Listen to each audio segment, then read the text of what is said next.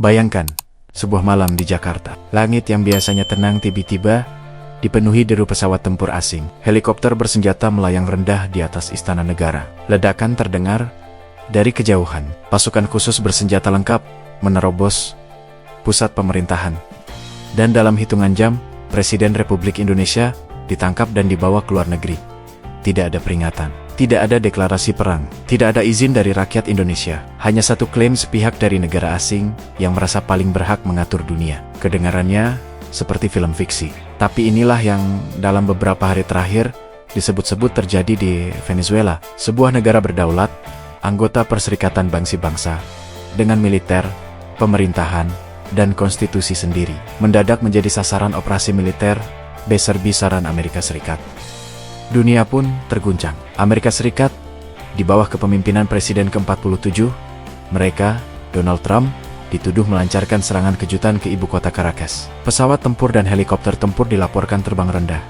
Rudal menghantam titik-titik strategis, dan ledakan menggema di berbagai penjuru kota. Warga sipil panik, listrik padam di sejumlah wilayah. Dan dalam kekacauan itulah satu target utama disebut berhasil diamankan Presiden Venezuela, Nicolas Maduro. Penangkapan seorang kepala negara oleh militer asing bukanlah peristiwa biasa. Ini bukan sekadar konflik diplomatik. Ini adalah tamparan keras terhadap prinsip kedaulatan yang selama puluhan tahun menjadi fondasi tatanan dunia internasional. Amerika Serikat berdalih bahwa operasi ini adalah penegakan hukum internasional, dengan menuduh Maduro sebagai dalang penyelundupan narkoba, perdagangan manusia, hingga terorisme. Tuduhan-tuduhan berat yang disampaikan sepihak, tanpa pengadilan internasional, tanpa mandat Dewan Keamanan PBB, dan tanpa persetujuan komunitas global. Maduro sendiri berkali-kali membantah semua tuduhan tersebut. Ia menyebutnya sebagai fitnah politik yang sengaja diciptakan untuk merusak citra Venezuela. Bahkan sebelum peristiwa ini, Maduro dikabarkan menantang Trump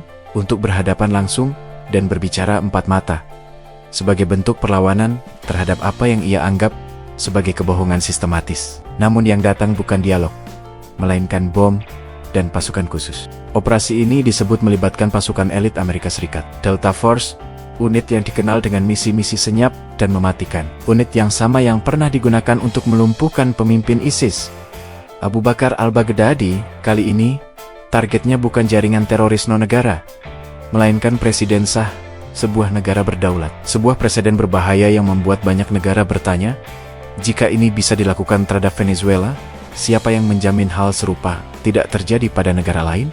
Yang lebih mengherankan, militer Venezuela yang selama ini dikenal memiliki sistem pertahanan udara berlapis, dengan rudal-rudal canggih buatan Rusia, disebut tak mampu berbuat banyak. Langit Caracas dikuasai penuh. Serangan berlangsung cepat, presisi, dan terkoordinasi. Beberapa analis menduga operasi ini sudah dirancang jauh hari, bahkan sejak Desember tahun 2025, menunggu momen cuaca yang tepat untuk dieksekusi tanpa hambatan.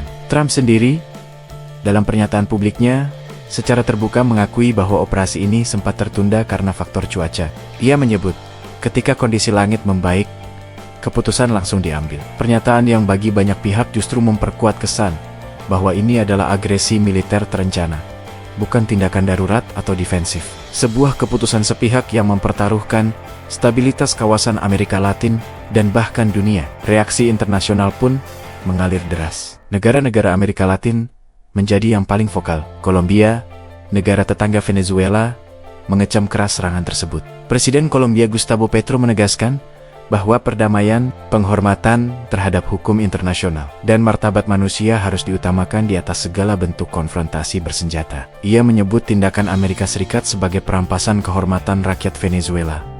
Brasil pun tak tinggal diam. Presiden Brasil, Luiz Inácio Lula da Silva, menyatakan bahwa Amerika Serikat telah melampaui batas. Menurutnya, menyerang negara lain secara terang-terangan dengan dalih sepihak adalah langkah awal menuju dunia yang dikuasai hukum rimba, di mana yang kuat memaksakan kehendaknya dan multilateralisme hanya menjadi slogan kosong. Kecaman juga datang dari kekuatan besar dunia. China, yang dikenal memiliki hubungan ekonomi dan geopolitik erat dengan Venezuela, bereaksi keras. Menteri Luar Negeri China, Wang Yi, menegaskan bahwa Beijing menentang keras perilaku hegemonik Amerika Serikat yang melanggar hukum internasional dan kedaulatan Venezuela. Ia memperingatkan bahwa tindakan semacam ini mengancam perdamaian dan keamanan kawasan Amerika Latin dan Karibia. Rusia pun menyatakan solidaritasnya terhadap Venezuela. Moskow memandang serangan ini sebagai standar ganda yang berbahaya. Di satu sisi, Amerika Serikat mengkritik dan menekan negara lain atas isu kedaulatan dan agresi.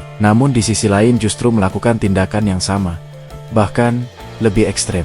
Bagi Rusia, ini adalah presiden yang dapat mengubah cara negara-negara besar bertindak di masa depan, termasuk dalam konflik-konflik yang sedang berlangsung di belahan dunia lain. Iran, meskipun tengah menghadapi gejolak internal, juga melontarkan kecaman keras. Pemimpin tertinggi Iran, Ayatollah Khamenei, menyerukan agar rakyat Venezuela tidak tinggal diam menghadapi apa yang ia sebut sebagai kebiadaban Amerika Serikat. Menurutnya, ketika sebuah negara dipaksa tunduk dengan klaim palsu dan kekerasan, perlawanan adalah hak yang sah. Di dalam Venezuela sendiri, kemarahan membuncah. Menteri Pertahanan Venezuela menyatakan bahwa angkatan bersenjata tidak akan bernegosiasi dengan negara yang telah melecehkan kehormatan nasional. Menteri Luar Negeri Venezuela pun menegaskan bahwa tidak ada serangan pengecut yang akan mampu mematahkan kekuatan rakyat. Pernyataan-pernyataan ini mencerminkan satu hal, bahwa meski pemimpinnya ditangkap, semangat perlawanan belum padam. Namun kontroversi tidak hanya terjadi di luar Amerika Serikat.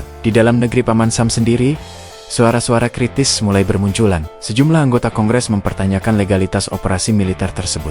Salah satunya adalah anggota Kongres dari New Mexico, Melanie Stansbury, yang secara terbuka menyatakan bahwa Presiden tidak memiliki kewenangan untuk melancarkan operasi militer skala besar tanpa persetujuan Kongres. Ia menyebut serangan ke Venezuela sebagai tindakan ilegal dan menuntut transparansi serta pembatasan kekuasaan eksekutif.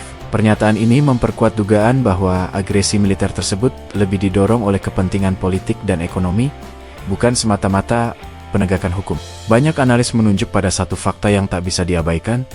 Venezuela memiliki cadangan minyak mentah terbesar di dunia, sekitar 303 miliar barel. Minyak berat Venezuela sangat dibutuhkan oleh banyak kilang di Amerika Serikat, yang memang dirancang untuk mengolah jenis crude tersebut. Dari sudut pandang ini, tuduhan narkoba dan terorisme terlihat seperti pintu masuk untuk tujuan yang jauh lebih besar, penguasaan sumber daya alam strategis.